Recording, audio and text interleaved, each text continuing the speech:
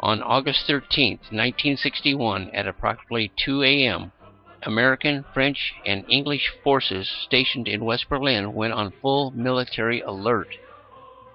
The forces of East Germany and Russia had closed the borders surrounding the western sector. The building of the Berlin Wall had begun.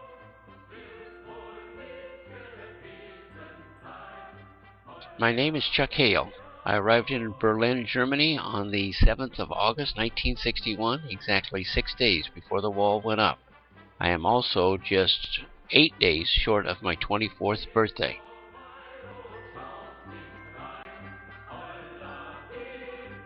This is the Brandenburg Gate. It is a symbol of separation, the separation of families, friends, and political philosophies. The gate separated the city of East Berlin from West Berlin. A lot of people in the U.S. did not know or did not remember that in 1961, the city was still considered occupied territory from World War II. At the end of the war, the city was divided into 4 sectors. The sectors were controlled by the Russians, French, English, and the Americans. The city became a divided city, with West Berlin controlled by Western forces, and East Berlin was ruled by Russia. The city of Berlin is located 110 miles inside of East Germany. In other words, West Berlin was 110 miles from friendly forces.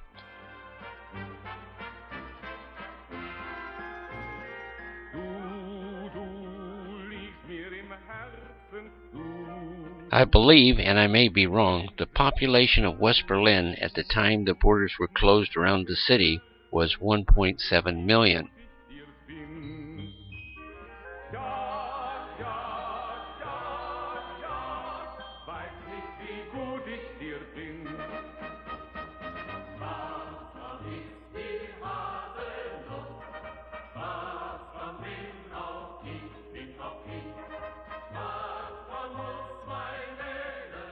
On August 7, 1961, as I was being processed through military personnel, a sergeant going through my military records noticed that I could type.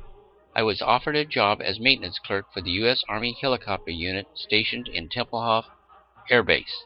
I was told there was no guard duty or kitchen duties, that these were maintained by West German civilians. I jumped at the chance.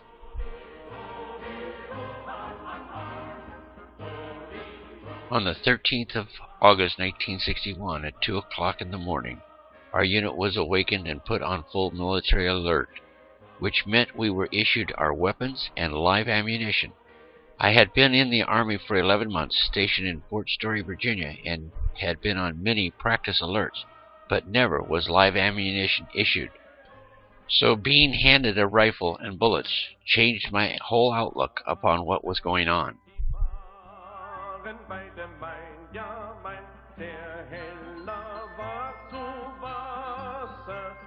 Being a member of the helicopter unit for only 5 days, I had no real assignment, and was not part of the ground crews or maintenance personnel getting aircraft ready for flight.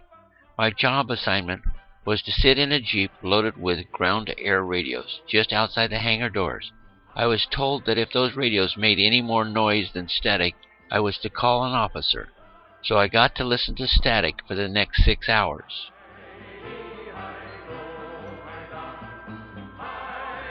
The helicopter unit was extremely small.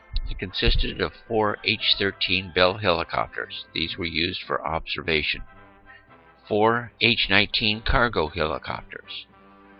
The unit consisted of 8 officers and, depending on what time of the year it was, 8 to 10 ground personnel. Within a few weeks, the H-19s were replaced by H-34 transport helicopters. The H-34s could carry more personnel. The H-13s was a little 2-man craft, 1 pilot, 1 observer. I volunteered to be the observer from time to time and took my camera along, taking pictures of the city.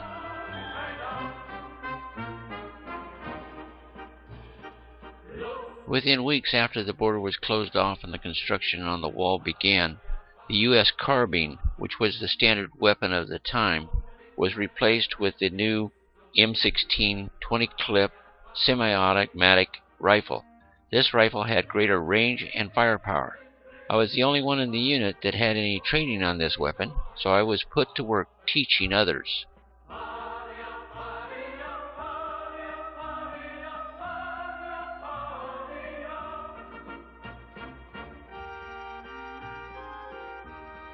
A week after the borders were closed, there was a massive rally held by the West Berliners in protest of the wall going up.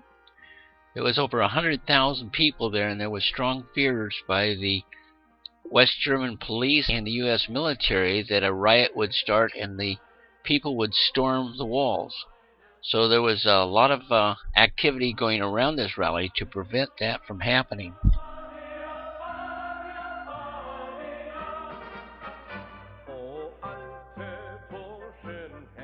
I was riding in a H-13 Bell helicopter at this point, taking pictures with a 35mm camera.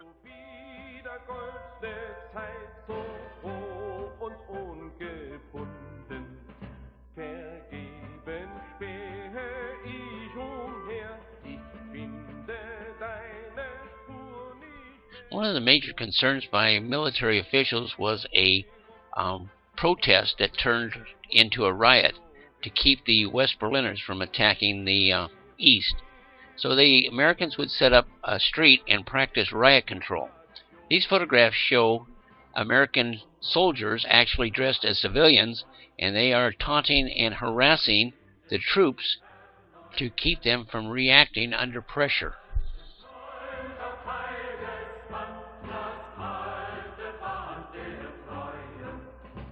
Lyndon B. Johnson, Vice President of the United States, arrives in Berlin to show moral support.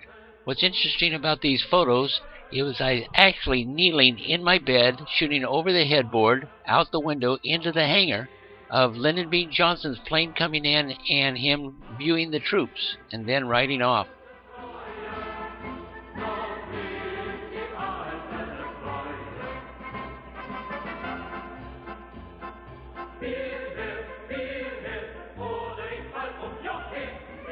These photographs are 35mm slides that I did not know or did not remember that I had taken 40 years earlier.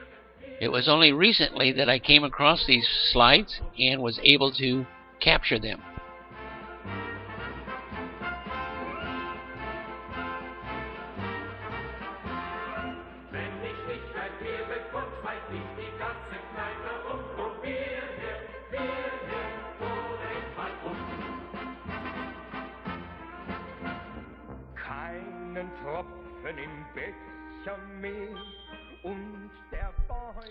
Day by day, the wall continued to grow.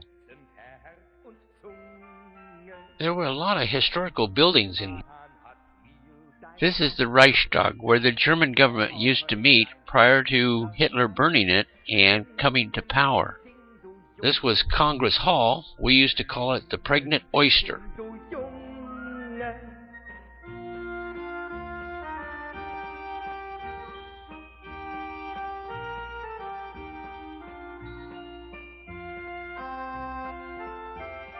This is a photograph of the Kaiser Wilhelm Church. It is the bombed-out ruins that have been preserved as a memorial to World War II. There is a new church built on one side and a bell tower built on the other side.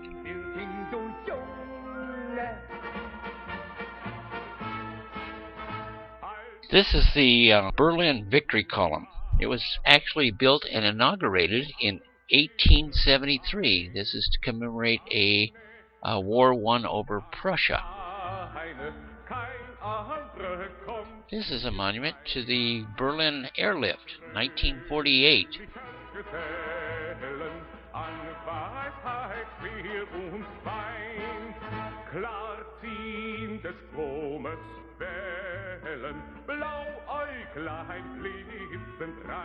Here I'm receiving an award for a suggestion I made on safety changes to the American Jeep. The monument to the Russian unknown soldier was actually built in West Berlin. It was an interesting situation that after the wall was built, that the Russians would have to bring the guards in under guard and put behind barbed wire, which in turn were guarded by West German police to protect the Russian guards from protest.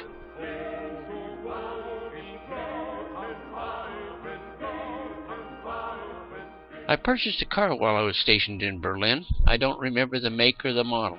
It was an old one. I was in an Army unit, but I lived with the Air Force. The Air Force had it made. They had nice full-size beds, nice barracks with refrigerators and telephones. An easy life. So gern ich kann die Leide, bist so lieb und gut, schön wie Milch und Blut. Du musst bei mir bleiben. On Veterans Day, we would hold a military flyover and a review. This was held in front of the hangars. So gern ich kann die Leide.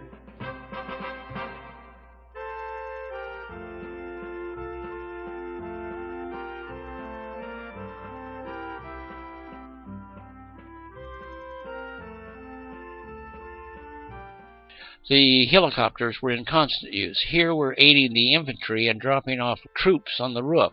The infantry in Berlin were in constant training.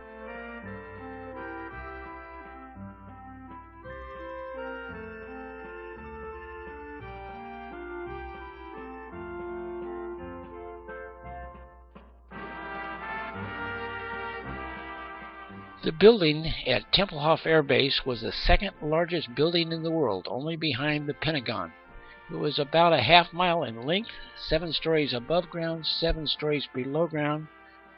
Of the 7 stories below ground, 5 stories have been flooded. The Russians did this at the end of World War II, and it has never been pumped out. During the 25 months I was stationed in Berlin, over 57 people died trying to come to freedom. I learned what the value of freedom was. The Berlin Wall stood for 28 years. I'm going to share a little bit of history about Berlin that is not in any history books. It took place on the 6th of October, 1962.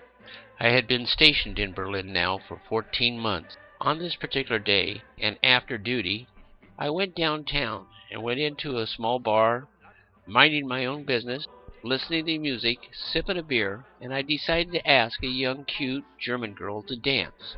I've been paying for that dance ever since. Dorothea Sigrid Heinold was born in Berlin in October of 1942 during the bombings, and survived. I met her just shortly before her 20th birthday. Yes, eventually we did get married, but we had one of the most unusual courtships that I've ever heard of. Dorothy and I dated for 11 months, but on September 9th, 1963, it was time for me to get out of the Army, and I left for home. I did not think I would ever see her again, and she did not think that she would ever see me again. After returning home for the next 4 months, I would continue to write 3 and 4 times a week, and call once a month. So finally, on December 31st, 1963, I proposed marriage by mail.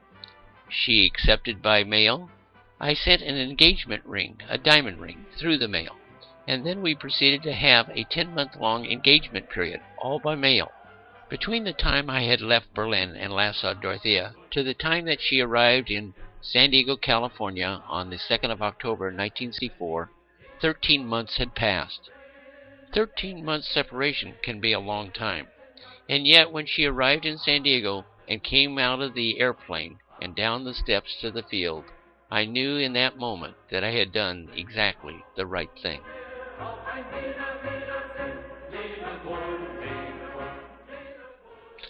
We were married in La Mesa, California on the 10th of October, 1964.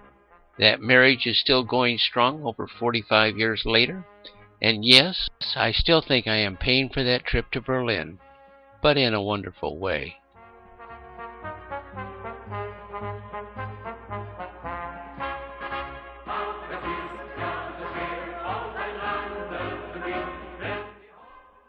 Berlin, Germany in 2008. During the 28 years that the wall stood in place, over 200 people lost their lives trying to come to freedom. The city of Berlin is still like a second home to me. I lived there for 25 months, and I met my wife there. Been back many times. It has grown. It is beautiful. They've restored a lot of the old buildings, and once more, it is unified.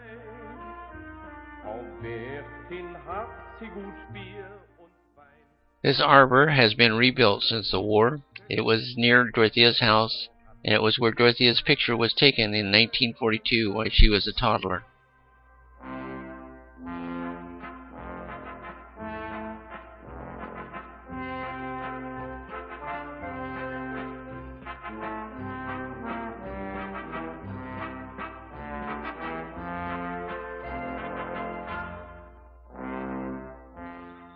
The city is now one city with a unified people.